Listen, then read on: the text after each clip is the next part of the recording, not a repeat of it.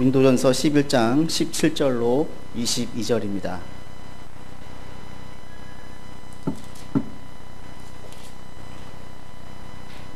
같이 합독하도록 하겠습니다.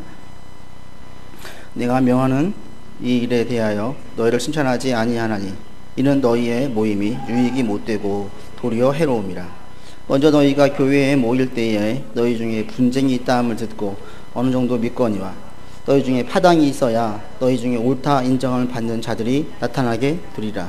그런즉 너희가 함께 모여서 주의 만찬을 먹을 수 없으니 이는 먹을 때에 각각 자기의 만찬을 먼저 갖다 먹으므로 어떤 사람은 시장하고 어떤 사람은 취함이라. 너희가 먹고 마실 집이 없느냐? 너희가 하나님의 교회를 업신여기고 빈궁한 자들을 부끄럽게 하느냐? 내가 너희에게 무슨 말을 하랴? 너희를 칭찬하랴? 이것으로 칭찬하지 않노라. 아멘. 지난주에 어느 권사님을 뵀는데 이분이 교회 학교를 29년 동안 유치부를 쭉 섬겼대요. 왜 이렇게 마음이 따뜻하고 인상이 좋나? 또 좀 나이 드신 분들은 그냥 그냥 세상적인 이야기만 하기 그치는데 이분은 그런 얘기가 전혀 없고 자기 별로 그런 거 안 좋아한다. 그게 이제 뭐 고귀한 이런 의미가 아니라 다른 데에 마음이 있는 거죠. 근데 영화 유치부를 처음 들어가서 29년간 쭉 섬겼대요. 지금 주로 무슨 일을 하시느냐? 그랬더니 그냥 교사로 있으면서 그 아이들이 많기 때문에 선생님들과 아이들 간식 챙겨주고 음식 같은 걸 준비하고 이런 일들 주로 하시는 거예요. 근데 이게 자기 너무 좋다라는 거예요. 제가 권사님에게 권사님은 절대 늙지 않겠어요? 그랬어요. 교사를 섬기면서 어린 아이들과 늘 같이 있다 보니까 얼마나 좋겠어요. 교회에 이런 어떤 사역을 하게 되어지면 그게 신앙 가운데 큰 유익이 되죠. 이런 분들처럼 어떤 분들은 그 성가대를 오래 해서 얼굴이 늘 음악 좋아하는 사람들은 인상이 나빠질 수가 없다고 하잖아요. 노래를 좋아하는 사람들은 세상 노래도 좋은 것들을 찬양 노래하다 보면 얼굴이 밝아지고 착한 사람들이 많은데 교회에서 성가대 오래 하셔가지고 인상 좋으신 분들 따뜻한 분들도 많고요. 교회에서 어떤 사역이든지 하다 보면 그것이 신앙적으로 큰 유익이 됩니다. 그런데 교회에서 사역을 하면 모든 사역이 다 이렇게 또 모든 분들에게 다 이렇게 유익이 되냐? 그건 또 아니거든요. 어떤 분들은 교회 학교를 오래 했지만 전혀 신앙적으로 성장하지 않고 도움되지 않는 분도 있고요. 성가대를 오래 했지만 그것이 그분의 신앙에 전혀 유익이 되지 않는 분들이 있어요. 선교하고 구제하고 봉사하고 교육하고 다양한 섬김과 사역을 하지만 그것이 그분에게 신앙이 큰 유익이 될 것 같은데 신앙이 유익이 되지 않는 경우도 있어요. 심지어 말씀과 기도를 가까이 해도 그것이 신앙이 유익이 되지 않는 경우도 있어요. 우리는 당연히 이것이 도움될 것이라고 생각을 하는데 그것이 도움이 아니라 더 교만해지게 하거나 정죄에 빠지게 만들거나 자기를 더 의롭게 만들거나 이럴 수도 있다는 거예요. 오늘 이제 성찬식에 대한 이야기를 하는데 바로 이렇습니다. 똑같은 경우예요. 오늘 성찬식은 초대교회 때부터 예수님이 제정하신 것이죠. 예수님께서 십자가 잡히시기 바로 전날 나눠주면서 내 살과 피다라고 이야기하셔서 그것이 초대교회 가운데 정착되었어요. 그래서 그 성찬 주의 만찬으로 됐는데 이것이 나누어졌어요. 한 가지는 애찬식, 그 다음에 성찬식. 우리가 하는 성찬식은 성찬식 직전에 이들은 애찬식을 했어요. 애찬식이 뭐냐면 간단히 말하면 모여가지고 공동 식사를 하는 거예요. 어디 주문해서 불러서 먹는 것이 아니라 각자 음식을 싸가지고 와요. 그래서 음식을 다 풀어놓고 같이 먹어요. 근데 이것이 어떤 의미와 정신이 있냐면 일종의 구제행위의 정신이 있어요. 왜냐? 부자들, 넉넉한 사람들은 음식물을 잘 가져오지만 당시 노예들, 노동자들, 아주 가난한 사람들은 끼니를 해결하기가 어려운 거예요. 그러니까 같이 공동 식사를 할 때에 가난한 사람들은 음식을 가져올 수가 없었어요. 이들을 위해서 부자들은 넉넉히 가지고 왔어요. 그래서 그 주의 만찬이 있을 때, 애찬식을 할 때에는 모든 분들이 그날만큼, 그 식사만큼은 넉넉히 먹었어요. 그리고 난 다음에 성찬식에 참여했습니다. 그러니까 같이 먹을 때 부자든 가난한 사람들 상관없이 같이 음식을 놓고 같은 음식을 먹으니까 어때요? 평등하죠. 다 똑같이 하나님의 자녀예요. 한 식구임을 고백하게 되어져요. 아, 이거구나. 주님 안에서 이게 식구라는 게, 형제라는 게 이거구나. 같이 느낀 다음에 성찬식을 했어요. 얼마나 은혜가 되겠어요? 세상에서는 빈부격차 계급으로 확실하게 나누어지는데 교회에서는 그게 나누어지지 않네요. 그것이 애찬식을 통해서 보여주는 거예요. 그리고 이어서 성찬식을 하면서 우리가 이렇게 전부 다 한 식구임을 고백하는 것은 주님의 살과 주님의 피 때문입니다 라고 고백하는 자리예요. 그래서 이것이 전통이 되어서 오늘까지 세계 모든 교회에서 성찬식을 다 진행하고 있습니다. 그러니까 성찬식은 사실은 그 자리는 하나님의 나라가 임하는 작게 경험할 수 있는 자리이고요. 가장 은혜로운 자리이고요. 다시 한번 예수님의 살과 피를 고백하면서 예수를 주로 고백하는 분명한 자리가 바로 이 주의 만찬인 애찬식과 성찬식이었어요. 그런데 이 성찬식, 이 주의 만찬이 어찌 된 것인지 고린도 교회 내에서는 은혜가 되는 게 아니에요. 이 주님의 살과 피를 먹는 떡과 포도주가 이 바울은 뭐라고 이야기하냐면 너희는 지금 죄를 먹고 마시고 있다라고 이야기를 해요. 이게 대체 어떻게 이게 가능하냐 이거죠.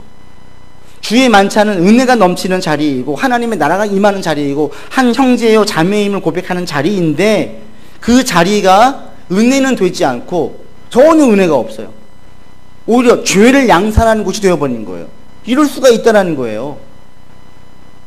앞서 말씀을 드린 교회학교 교사로 섬겨요. 얼마나 은혜가 되는데요. 그 영혼들이 얼마나 귀한데요. 성가들이 섬겨요. 얼마나 좋은데요. 그 외에 교회에서 여러 가지 사역들이 신앙이 유익한 게 분명함에도 불구하고 어떤 분들은 전혀 유익이 되지 않는 경우가 있어요. 그래서 우리가 누군가를 만나고 특히 이제 배우자를 고려할 때 저 사람이 교회 열심히 하고 있다. 그게 꼭 신앙 좋은 것이 아니에요. 더 중요한 걸 봐야 돼요. 오늘 이 본문에서 고린도가 왜 이런 문제가 생기는지, 주의 만찬이 정말 은혜로운 자리인데 하나님의 나라를 맛볼 자리인데 어떻게 이것이 죄를 더 경험하는 자리가 되었는지를 살피면서 우리 신앙을 점검하고 또 우리의 마음 자세가 어떻게 되어야 되는지를 다시 한번 볼 수 있기를 바랍니다. 고린도 교회 내의 주의 만찬, 은혜만 가득해야 할 주의 만찬이 어떻게 이렇게 문제가 되었느냐, 이 문제는 본문에 나와 있는 대로 애찬식 때문에 그래요. 성찬식 직전에 있는 공동 식사에서 문제가 생겼습니다. 어떤 문제가 생겼냐? 이 부유한 사람들이 음식을 가져왔는데 이들이 그 음식물을 먼저 먹어버린 거예요.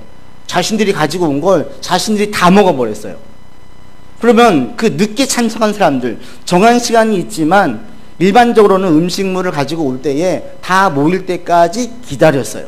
그리고 같이 먹었어요. 그런데 이 고린도 교회 내에서는 기다리지 않고 먼저 온 자들이 자신이 쌓아온 넉넉하고 좋은 음식들을 다 먹어버렸어요. 그럼 늦게 온 사람들은 못 먹는 거예요. 누가 늦게 오느냐면 노예와 노동자들처럼 자기 마음대로 할 수 없는 생활권이 누군가에 매어져 있는 사람들, 자기 일을 맞춰야지 올 수 있거든요. 눈치 봐야 되죠. 상사의 눈치를 봐야 되는 거예요. 그래서 늦게 오는데 대부분 이런 사람들은 가난해요. 그러니까 음식물을 싸올 수도 없어요. 피곤한 가운데 늦게 왔어요. 음식물도 싸올 수도 없어요. 왔더니 음식물은 다 먹어버렸어요. 이런 상황인 거예요. 그럴 때에 그 다음 이어진 성찬식을 할 때 한쪽에서는 배부르고 뜨뜻한 가운데 성찬식을 참여하고 한편의 사람들은 늦게 와서 배고프고 지치고 가난한 이 사람들은 힘든 가운데 성찬식을 참여하는 거예요. 그러니까 주의 만찬이 이걸 확 나눠버리는 거예요. 부유한 사람들과 가난한 사람들, 넉넉한 사람들과 넉넉하지 않는 사람들, 그 자리가 한 식구임을 고백하는 자리가 되어야 되는데 성찬식을 질 때 어떻게 되겠어요? 한 식구임을 고백하겠습니까? 한쪽은 배불러가지고 졸린 가운데 성찬식을 참여하게 된다고, 한쪽은 너무너무 춥고 배고프고 가난한 가운데 참여하게 된다면 이게 어떻게 한 식구가 돼요? 이런 상황이 벌어지는 거예요. 여기에 대해서 바울이 아주 심하게 질타를 하는데, 여러분 22절에 보십시오. 너희가 지금 큰 죄를 저질렀다 라고 이야기하면서 그 죄가 무엇인지 22절에서 이렇게 말합니다. 22절 같이 읽겠습니다. 너희가 먹고 마실 집이 없느냐? 너희가 하나님의 교회를 없인 여기고 빈궁한 자들을 부끄럽게 하느냐? 내가 너희에게 무슨 말을 하랴? 너희를 칭찬하랴? 이것으로 칭찬하지 않노라. 너희가 두 가지 죄를 범했다. 한 가지는 하나님의 교회를 없인 여겼다. 또 한 가지는 가난한 사람들을 부끄럽게 만들었다. 왜? 애찬식 때에 이 애찬식은 한 식구됨을 고백하는 자리인데 세상 모임으로 전락시켰다라는 거예요. 세상 모임은 하나예요? 아니에요. 어느 나라든지 돈이 있는 사람들은 대우받고 계급이 높은 사람들은 대우를 받아요. 그게 세상이에요. 다 그렇게 알고 있어요. 아무도 거기에 대해서 불평하지 않아요. 불평할 바 억울하면 너도 돈 벌라고 하고 너도 권세를 가지라고 이야기하죠. 이게 세상이에요. 그런데 교회는 그렇지 않았어요. 교회는 하나였어요. 그런데 애찬식을 하면서 하나가 아니라 이 계급 나누어지는 것을 분명히 보게 만들었어요. 아유, 그래, 저 사람들은 부자고 가진 게 많으니까 일찍 와가지고 이렇게 먹고 있구나. 이러면서 하나님께서 만드신 이 귀한 애찬식을 세상 모임으로 전락을 시켜서 하나님의 교회를 세상 모임처럼 만들어버렸으니까 이거 하나님의 교회를 업신여기는 거죠.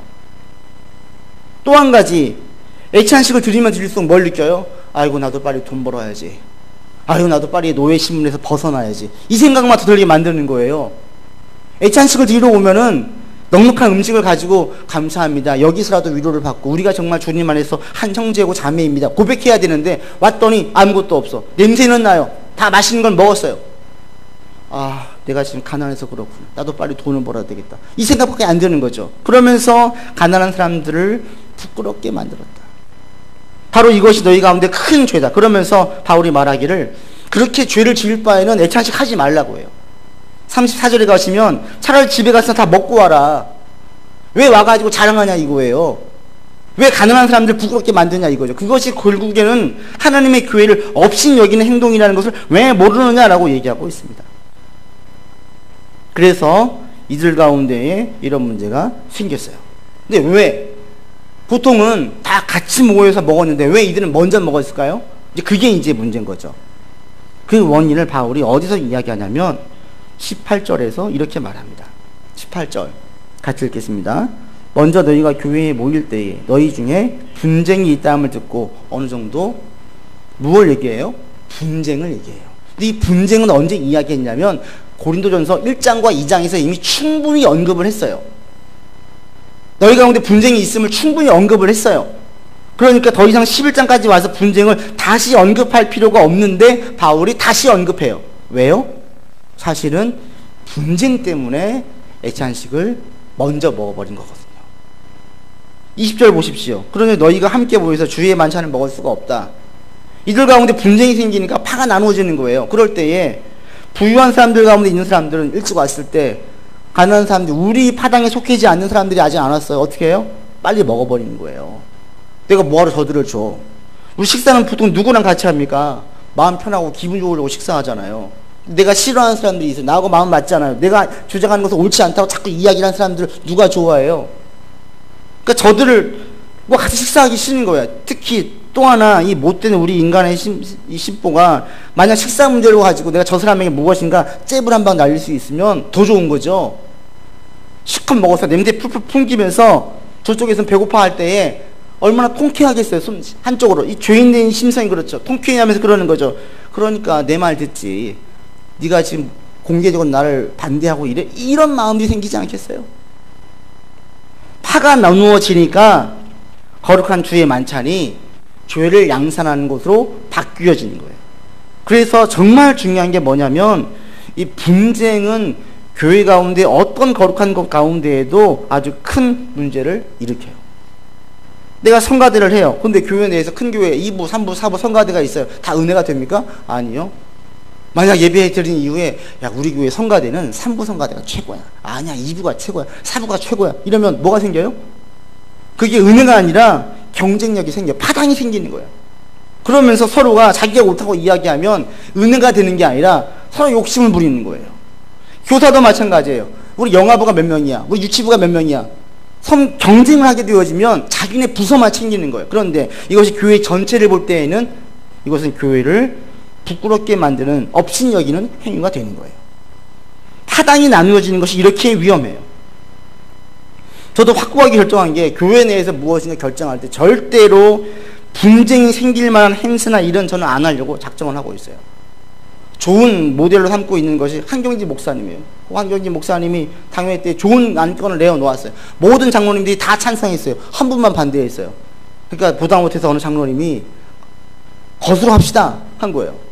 근데 한경지 목사님이 반대했어요. 아닙니다. 교회는 그렇게 하는 곳이 아닙니다. 같은 마음으로 해야 됩니다. 그래가지고 안 한 거예요. 그 다음에 이분이 장로님이 인정하고 돌이켜서 같은 마음 교회였을 때에 그 다음에 그 좋은 일들을 진행했다라는, 이게 하나님의 교회라는 거죠. 아무리 좋은 일도 그 안에서 분쟁이 생기고 나누어지는 마음이 생겨지면 안 하면 못해요. 교회 일은 그래요. 신앙도 마찬가지입니다. 그래서 성 프란시스가 얘기했던 주여 우리 평화의 도구로 삼아 주십시오. 여러분 이거를 대단히 큰 가치로 여기셔야 돼요. 여러분이 가는 곳마다 할 수 있으면 나누어지게 하지 마시고 묶여지게 하나가 되게 만드셔야 돼요. 우리가 살고 있는 가정도 마찬가지 아니, 가정도 분쟁이 생기면요 콩가루 집안 되는 거예요. 그 좋은 예가 이 에서와 야곱의 집안이에요. 그의 아버지인 이삭이 철저하게 장남인 에서를 좋아하고, 그의 어머니인 리브가 철저하게 둘째인 야곱을 좋아하고, 이게 나누어지는 거, 가정도 4명이 모였을 때 나누어졌어요. 그랬을 때 결국은 어떻게 됩니까? 야곱이 자기 아버지까지 속여요. 형제는 서로 이 형제 관계가 완전히 깨져요. 형이 동생을 죽이려고 해요. 나누어지는 것이 이렇게 큰 문제를 만들어요. 여러분이 가는 곳마다 분쟁을 생기게, 파당이 생기게 하지 않도록 힘을 쓸 수 있길 바랍니다. 그럴 때에 가장 좋은 것 중에 한 가지가 뭐냐면, 좋은 습관이, 여러분이 가는 곳마다 할 수 있으면 자꾸 남들의 허물을 들추는 자가 되지 마세요. 친구의 허물을 말하는 자는 벗을 이간질하는 자라고 잠언서에서 말해요. 여러분의 입술에 그 좋은 도구가 남들 자꾸 이간질하고 누군가의 안 좋은 걸 끄집어내서 자꾸 이야기하지 마시고, 할 수 있으면 좋은 면을 많이 언급하려고 하십시오. 이게 바로 내가 평화가 되기 위한 내가 언어의 수단이에요. 근데 가는 곳마다 쟤는 뭐가 안 좋고, 그때 쟤 이런 부분이 안 좋았잖아, 자꾸 그걸 기억나게 하고 떠올리게 하고, 그렇게 해서 이미지가 안 좋아지게 만들면 그것이 결국에는 분쟁을 생기고 평화를 깨게 만든다는 겁니다. 그래서 여러분들 할 수 있으면 허물은 덮어주려고 하세요. 또 할 수 있으면 내가 할 수 있는 한 분쟁보다는 평화를 도모하려고 애를 쓰세요.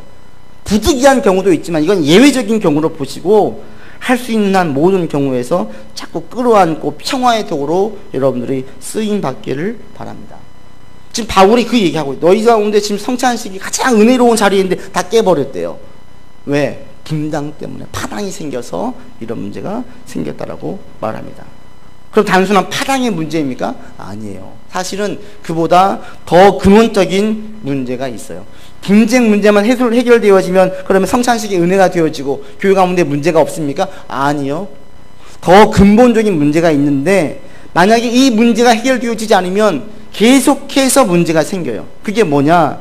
그걸 알기 위해서는 다시 1장과 2장으로 돌아가야 돼요. 고린도전서 1장에서 바울이 분쟁 문제를 언급합니다. 그리고 2장에서 들어가서 얘기할 때에 그 분쟁이 그리스도의 십자가의 도를 미련하는 것으로 만들었다고 이야기합니다. 그러면서 여러분 2장에 한번 가보십시오. 2장 맨 마지막에 결론을, 분쟁을 이야기할 때 바울이 이렇게 결론을 짓습니다. 2장 16절 같이 읽겠습니다. 누가 주의 마음을 알아서 주를 가르치겠느냐? 그러나 우리가 그리스도의 마음을 가졌느니라. 바울이 결론 지을 때 분쟁에 대한 이야기를 할 때에 결론이 뭐냐면 마음으로 가요. 어떤 마음? 그리스도의 마음으로 가요. 즉 너희 가운데 지금 분쟁이 생긴 가장 큰 이유는 너희 가운데 그리스도의 마음을 상실했기 때문에 그렇다라는 거예요. 나 바울은 지금 그리스도의 마음을 가지고 있기 때문에 내가 너희에게 지금 가르칠 수 있다라고 이야기를 합니다. 즉 이들 가운데 문제가 생긴 가장 근본적인 것은 파당이 아니라 파당을 짓게 만드는 그리스도의 마음을 상실한 데 있어요. 오늘 성찬식도 마찬가지입니다. 바울이 이야기해요. 성찬식을 23절 이후로부터 이야기할 때 이것은 다시 리마인드 시켜줘요. 예수님께서 어떤 마음으로 성찬식을 했느냐? 살과 피라고 이야기했었다. 근데 이들 가운데 분쟁이 생겨지자, 그리스도의 마음을 상실해버리자 예수님은 살과 피를 전혀 생각하지 않아요. 그것이 어떤 의미인지를 생각하지 않아요. 예수님께서 어떤 마음을 가지고 있는지를 생각하지 않아요. 신앙생활할 때 가장 중요한 게 뭔지 아세요? 그래서 가장 중요한 게 그리스도의 마음을 가지는 거예요. 가장 위험한 게 뭐냐면 그리스도의 마음을 상실하는 거예요. 무슨 일을 하든지 어떤 사역을 하든지 내가 어디에서 어떤 결과를 내든지 상관없이 그 마음 가운데 그리스도의 마음을 상실하면 가장 위험한 순간이에요. 그리스도의 마음을 가지고 있으면 가장 좋은 거예요. 세상은 어때요? 세상은 외모만 봐요. 심지어 때로는 자신들의 마음을 숨기라고 이야기를 해요. 내 집안에 큰일이 생겨서 지금 내 마음이 울고 있는데 직장에서 마음이 우는 것을 티를 내면 안 돼요. 티를 내면 실례예요, 오히려. 그것은 혼자 알아서 해결할 문제이고, 직장에 와서 또 대인관계를 할 때에는 마음을 드러내지 말라고 이야기를 해요. 그런데 하나님은 완전히 반대예요. 마음을 숨기고 아무렇지 않은 척 하는 것을 하나님 제일 싫어하세요. 왜? 관계성 때문에 그렇습니다. 하나님과 우리와의 관계는 아버지와 자녀의 관계예요. 부모와 자녀의 관계예요. 모든 부모들은 자녀가 마음을 숨기고 오기를 원합니까? 그런 부모 없어요. 자녀가 지금 내 마음이 찢어지고 있는데 집에 와서 허허 웃고 아무렇지 않게 웃고 있는 그 부모가 알면 그 부모의 마음이 어때요? 같이 찢어져요. 왜? 관계성 때문에. 어느 부모도 소갈이 하고 있는 자녀가 그 마음 숨기기를 원하지 않아요. 다 드러내고 같이 해결하기를 원하는 게 부모의 마음이에요. 하나님의 마음이 바로 이렇습니다. 하나님 우리 가운데 원하실 때에 우리 외향적인 것 중요하지 않아요. 가장 중요하게 여기시는 것은 우리의 마음이에요. 그러니까 여러분 교회 오실 때에는 옷매무새를 단정하게 입는 것, 이것보다 더 중요한 게 뭐예요? 내 마음을 살피는 거예요. 지금 내 마음이 하나님께 향해 있는지, 내가 지금 찬양을 드릴 때에 정말 주님 보고 찬양을 드리고 있는지, 내가 예배를 드릴 때에 주님께 집중하고 있는지, 혹시 내 가운데 어떤 죄로 더럽혀져 가지고 전혀 무심하고 아무 감각이 없는 가운데 예배에 앉아있지는 않는지, 가장 중요한 게 그리스도의 마음이에요. 그 마음이, 예수님의 마음이 내게 지금 전달되어지고 그 마음이 내게 지금 일심전심으로 딱 통하게 되어지면 이게 가장 좋은 상태입니다. 그리고 이 상태를 유지하려고 애를 써야 돼요. 이 상태가 유지되지 않으면 우리가 무슨 일을 하든지 어떤 일을 하든지 이건 아무 상관이 없어요. 이것은 얼마든지 죄를 지을 수 있어요.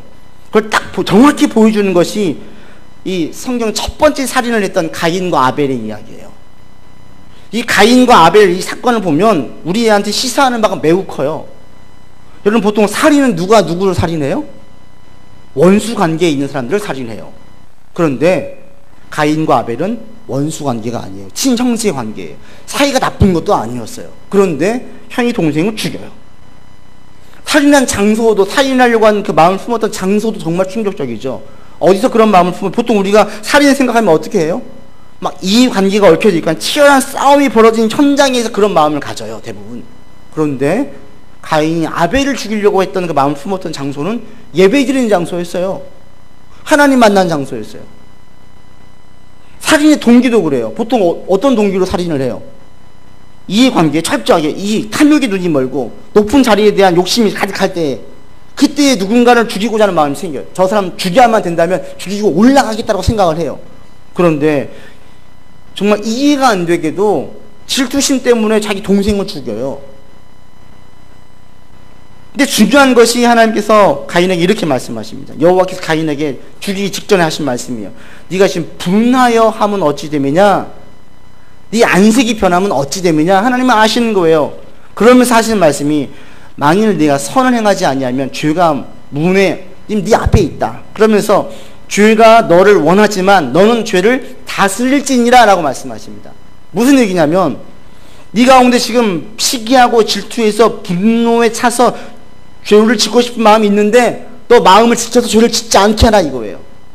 하나님은 너 죽이지 마, 너 죽이려고 하지, 죽이지 마라고 말씀하지 않으세요. 네 마음을 지켜라고 말씀하세요. 마음이 지켜지지 않으면, 내 마음이 하나님과 통하지 않으면 가장 거룩한 예배드린 장소에서 누군가를 죽이고자 하는 마음이 생길 수 있고요, 원수가 아니라 어제까지 함께 먹고 함께 웃고 함께 기도했던 형제에 대해서도 원수의 마음을 품을 수가 있다라는 거예요. 얼마나 무서워요. 성경 공부의 자리, 기도의 자리에, 예배의 자리에, 봉사의 자리에, 은혜의 자리에서 관계를 맺었던 사람들도 다음날 원수가 되고 죽이려고 하는 마음이 생길 수가 있다는 겁니다. 우리에게 정말 중요한 것은 그래서 하나님의 마음이에요. 이것은 자꾸 물어야 돼요. 여러분 순간순간 물으셔야 돼요. 지금 내 마음이 하나님과 통하는지, 하나님과 같이 있는지, 이걸 정확히 딱 알고 있었던 사람이 누구냐면 성경의 다윗이에요. 다윗이 해서는 안 될 큰 죄를 저질렀습니다. 정말 끔찍한 죄를 저질렀습니다. 한 가정을 파탄냈습니다. 충직한 장군을 죽게 만들려고 요압 장군과 도모해서 이를 이행했습니다. 근데 이게 얼마나 웃기냐면 다윗이 그랬잖아요.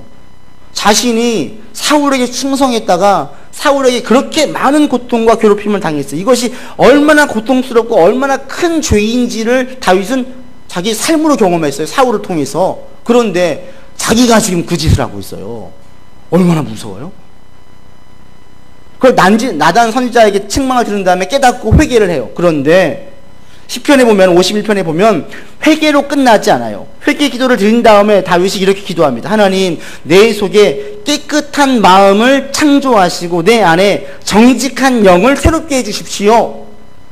주의 구원의 즐거움을 내게 회복시켜 주시고 주를 따르고자 하는 자원하는 영을 주사 나를 붙들어 주십시오. 이렇게 기도가 이어져요.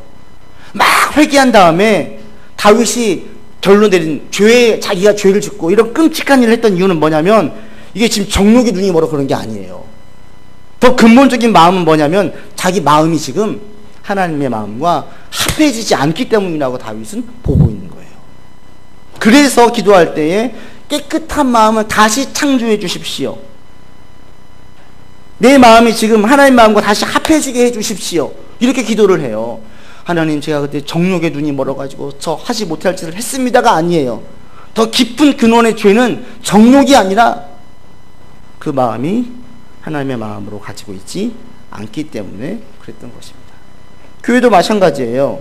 아까 말씀드린 성가대 2부, 3부, 4부 싸웠어요. 왜 싸워요? 근원적으로 들어가 보면 분쟁이 문제가 아니라 그들 마음 가운데에 하나님의 마음이 없기 때문에 그래요. 성가대를 설 때 어떤 분들은 노래를 잘해가지고 막 스카웃 되어요. 난 노래가 좋아서 왔어. 이런 분이 성가대에 올 수 있어요. 그런가 하면 믿음에 대한 고백과 너무너무나 찬양으로 드리고 싶어서 온 분들도 있어요. 전자의 경우라면 얼마든지 분쟁으로 갈 수 있어요. 저 사람 칭찬해? 저런 부서를 칭찬해? 더 잘하자. 교사도 마찬가지예요. 왜 교사예요? 누가 하지? 아무 생각 없이 그냥 교사하는 분하고 아버지의 마음으로 사랑스러운 마음으로 아이들 뒤에서 교사하는 분하고 달라요. 첫 번째 온 분이라면 얼마든지 이분들은 분쟁과 파당과 내 부서에 대한 이기주의에 빠질 수가 있어요. 정말 중요한 게 뭐냐면 그래서 모든 사역, 모든 일을 신앙생활을 할 때 여러분이 어떤 일든지 마찬가지예요. 신앙생활 할 때 가장 중요한 게 뭐냐면 내 마음을 새롭게 하는 거예요. 날마다 아침마다 우리가 세수하는 것처럼 여러분 마음 날마다 정확하게 씻어야 돼요. 이건 한 번 일회적으로 끝나는 것이 아닙니다. 예배를 드릴 때에도 하나님을 만나서 우리의 마음을 새롭게 해야 돼요. 찬양을 드릴 때에도 하나님만 찬양해서 우리의 마음을 새롭게 해야 돼요. 기도를 할 때도 하나님과의 대화를 통해서 하나님 마음을 알아서 내 마음을 새롭게 해야 돼요. 봉사도 마찬가지예요. 하나님을 기쁘시게 해드리려고 하는 마음으로 봉사를 해서 마음을 새롭게 해야 돼요. 다른 것들이 엿도 틈도 타게 해서는 안 됩니다. 세상 일을 할 때도 마찬가지입니다. 내가 주님께 듯이 일을 함으로 마음을 늘 새롭게 함으로 해야 돼요. 그래서 우리 가운데 늘 마음을 새롭게 해서 하나님께 향하도록 여러분 매 예배를 드릴 때마다 아침 일어나면 우리가 늘 세수하고 정리하잖아요. 똑같아요. 하나님을 대할 때 우리의 마음을 늘 깨끗하게 정갈하게 해야 돼요. 하나님, 제 마음을 지금 깨끗하게 해주십시오. 여러분 기도할 때 그렇게 기도하세요. 하나님, 제 마음을 깨끗하게 해주십시오. 제 양심이 변하지 않게 해주십시오. 죄가 들어오면요 양심이 무감각해지고 죄에 대해서 대범해져요. 하나님, 제가 그런 자가 되지 않게 해주십시오. 죄 앞에 두려워 떠는 자가 되게 해주십시오. 이것은 하나님 마음이 내게 그대로 이식되어져. 그 마음이 통할 때. 가끔 지나치게 사람들을 많이 의식하는 분들이 있어요. 너무 사람들을 신경을 써서 힘들어하는 분들이 있어요. 이분들에게는 하나님을 크게 만나고 하나님을 자꾸 이렇게 기도를 드리면 이 문제가 해결되어져요. 신앙이 좋아지는 그 터닝 포인트가 있는데 사람에 대한 의식보다 하나님에 대한 의식이 커질 때, 하나님의 마음이 내게 전달되어지는 것을 느낄 때부터 신앙이 좋아지기 시작해요. 다윗이 그래서 사람들 신경 안 써요. 법궤에 들어올 때 막 춤추잖아요. 속옷이 보일 동안 춤을 추니까 그 안에 있었던 미갈이 비웃어요. 그래서 다윗이 그런가? 내가 왕의 채통을 내가 어겼나? 체면을 내가 구겼나? 위신이 떨어졌나? 생각하지 않아요. 내가 춤을 춘 것은 너 보라고 춤을 춘 것이 아니다. 나 하나님께 춤을 췄다. 사람들이 어떻게 평가하든지 신경 안 쓴다라는 거예요. 다윗은 사람들 별로 신경 안 써요. 왕의 채통 중요하지 않아요. 가장 중요한 것은 하나님이었어요. 그러면 사람들과의 관계에서 대단히 자유해져요. 자, 여러분들이 이런 깊은 은혜의 세계로 들어갈 수 있기를 바랍니다. 지금 여러분 마음은 어떠세요? 여러분 마음은 지금 어떻습니까? 하나님의 마음이 헤아려지십니까? 어떤 일을 할 때에 이거 하나님이 좋아하실지 싫어하실지 자연스럽게 생각이 떠오르십니까? 이거 하나님이 싫어하실 것 같은데. 아니면 하나님은 저 멀리 그냥 저기 문갑방에 넣어주고 자기 혼자 지금 막 다 하고 있지는 않습니까? 이거예요, 이거. 그래서 신앙생활할 때 제일 중요한 게 뭐냐면 내 마음이 하나님 마음과 합한 거예요. 다윗이 이런 칭찬을 들었어요. 다윗은 내 마음과 합한 자다, 같다. 그래서 다윗의 계보를 통해서 이 땅에 예수님이 오시게 하는 큰 축복이 있었습니다. 여러분 가운데 늘 신앙 안에서 그 복을 누리고 은혜를 만끽하기 할 수 있는 가장 좋은 것은 내 마음을 살피는 것입니다. 내 마음이 하나님 마음과 합한지, 내가 지금 하나님 마음을 헤아리면서 살고 있는지, 하나님께서 이걸 원하시는지, 자연스럽게 이것이 자연스럽게 의식되어지면 이게 지금 신앙이 막 좋아지고 있는 거예요. 처음에는 자연스럽게 의식이 되지 않습니다. 그런데 내가 의도적으로 해가지고 쌓이면 어느 순간부터 하나님에 대한 의식이 커져요. 자, 여러분 가운데 이런 은혜의 세계로 들어갈 수 있기를 바랍니다. 그럼 무슨 일을 할 때 사람들이 막 평가하잖아요. 조언하잖아요. 뭐라고 이야기하잖아요. 근데 그보다 가장 중요한 게 뭐예요? 하나님의 평가예요. 너는 그냥 하면서 막 집에서 압박을 가하고 주변에서 압박을 가할 때에도 신앙적으로 보면서 하나님이 어떻게 보고 있는지, 어떤 것을 원하시는지 딱 정리하고 사람들에 대한 평가를 내가 알아서 걸러내면 되는 거예요. 그런데 사람들 하는 말들을 다 마음에 받아두면 어떻게 살아요? 어떻게? 여러분 가운데에 하나님 마음을 자꾸 여러분이 가질 수 있기를 바랍니다. 늘 마음을 새롭게 하는 교회에서 하는 모든 사역들, 일상에서 하고 있는 모든 일들을 통해서 늘 여러분 마음이 새로워지는 은혜가 있기를 바랍니다. 그래서 교회에서 예배를 드릴 때, 찬송을 들을 때, 말씀을 들을 때, 어떤 매 순서 있을 때, 또 홀로 기도할 때, 또 새 날을 시작할 때, 이 모든 것들이 늘 새롭게 다가올 수 있는 새 마음이 여러분 가운데 날마다 부어주시는 은혜가 있기를 주의 이름으로 축원합니다. 기도합시다. 하나님, 우리의 마음을 새롭게 하기를 원합니다. 다윗이 그 마음을 새롭게 하기를 위해서 금식하며 기도하며 주님 구원의 기쁨을 회복시켜 주십시오. 다시 정한 마음을 주십시오 라고 간구했던 것처럼 우리 또한 날마다 새 마음을 허락하여 주시기를 원합니다. 깨끗한 마음을 허락하여 주십시오. 그래서 우리의 마음이 자연스럽게 하나님의 마음과 하나님의 뜻을 헤아리고 생각하는 쪽으로 이어질 수 있도록 인도하여 주십시오. 이번 한 주간 또 무슨 일을 하고 어떤 상황이 오고 어떤 일을 경험한다 할지라도 아버지의 마음으로 그 일들을 처리하게 하시고 대하게 하시고 사람들을 만나면서 관계를 맺어가게 인도하여 주십시오. 감사드리며 예수님의 이름으로 기도드립니다. 아멘.